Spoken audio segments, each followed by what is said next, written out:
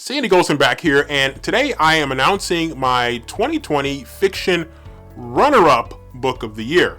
Now, this is a really tough choice because I was really kind of going back and forth at times about what my fiction book of the year was going to be, and while I had a number of really strong contenders for fiction book of the year, it made it tough to make that ultimate choice for what was going to be my fiction book of the year, which you will find out about very soon.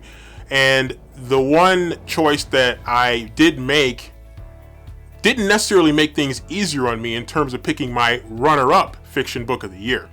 But choices have to be made, and my choice for my fiction runner-up book of the year is American Dirt by Jeanine Cummins. Now, first, let me tell you a little bit about this particular book because it is, of course, a very controversial book. I'm looking on Amazon.com right now. #1 bestseller in Hispanic American literature and fiction. Now, that alone is controversial to a lot of people, and you can go and look up the controversies surrounding this particular book. I'll touch on it a little bit, but maybe not as much as I probably could if I really wanted to. So, a little bit more about this particular book. It was #1 New York Times bestseller. It was Oprah Winfrey book club pick. That was controversial to a lot of people as well. Stephen King quoted as saying that American Dirt is extraordinary. Sandra Cisneros says this book is not simply the great American novel, it's the great novel of La Americas. It's the great world novel. This is the international story of our times. Masterful. So, let me read the description of the book here so you get a feel for the description of what this book is. Lydia Quixiano Perez, hope I got that right, lives in the Mexican city of Acapulco. She runs a bookstore. She has a son, Luca, the love of her life, and a wonderful husband who is a journalist. And while there are cracks beginning to show in Acapulco because of the drug cartels, her life is, by and large, fairly comfortable. Even though she knows they'll never sell, Lydia stocks some of her all-time favorite books in her store. And then one day, a man enters the shop to browse and comes up to the register with a few books he would like to buy. 2 of them her favorites. Javier is erudite. He is charming, and unbeknownst to Lydia, he is the jefe of the newest drug cartel that has gruesomely taken over the city. When Lydia's husband's tell-all profile of Javier is published, none of their lives will ever be the same. Forced to flee, Lydia and her 8-year-old son, Luca, soon find themselves miles and worlds away from their comfortable middle-class existence. Instantly transformed into migrants, Lydia and Luca ride La Bestia, trains that make their way north toward the United States, which is the only place Javier's reach doesn't extend. As they join the countless people trying to reach El Norte, Lydia soon sees that everyone is running from something. But what exactly are they running to? American Dirt will leave readers utterly changed. It is a literary achievement filled with poignancy, drama, and humanity on every page. It is one of the most important books of our times. Already being hailed as a Grapes of Wrath for our times and a new American classic, Jeanine Cummins' American Dirt is a rare exploration into the inner hearts of people willing to sacrifice everything for a glimmer of hope.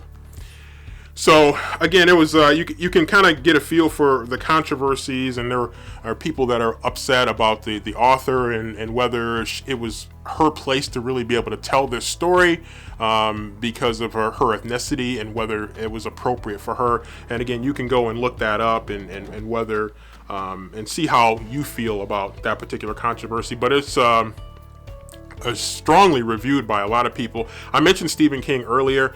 Stephen King says American Dirt is an extraordinary piece of work, a perfect balancing act with terror on one side and love on the other. I defy anyone to read the first 7 pages of this book and not finish it. The prose is immaculate and the story never lets up. The book will be an important voice in the discussion about immigration.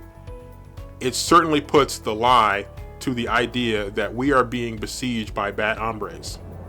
On a micro scale, the story scale, Where I Like to Live. It's one hell of a novel about a good woman on the run with her beautiful boy.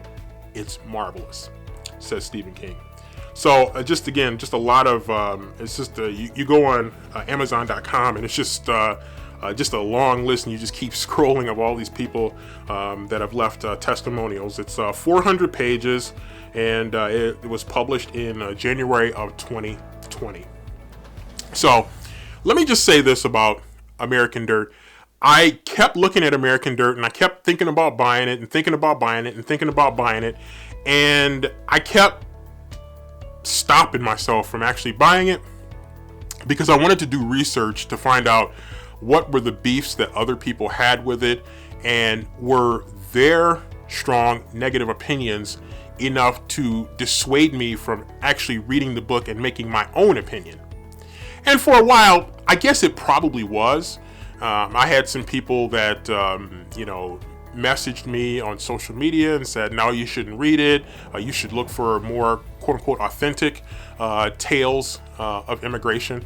And I kind of got where some of those people were coming from. I really did.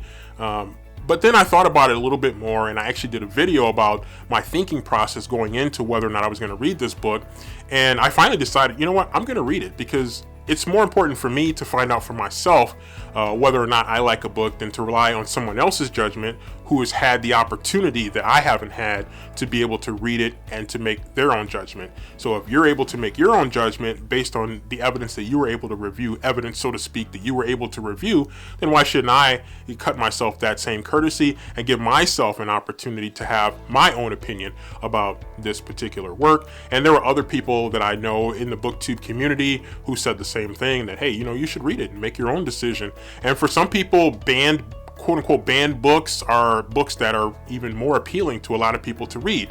And I am actually probably one of the people in that camp. And so because of that, I looked forward to reading it. And then once I read it, I bought it as a Kindle book, and I devoured it pretty fast. Even at 400 pages, it was a very fast and powerful read, very well written. As Stephen King said, if you get through those first couple of pages, I would say even first like 3 or 4 pages, you find yourself hooked, and it's almost impossible not to finish that story. So that being said, it speaks to why it was a difficult decision for me, and it says a lot about the book that I actually did end up picking for my 2020 fiction book of the year.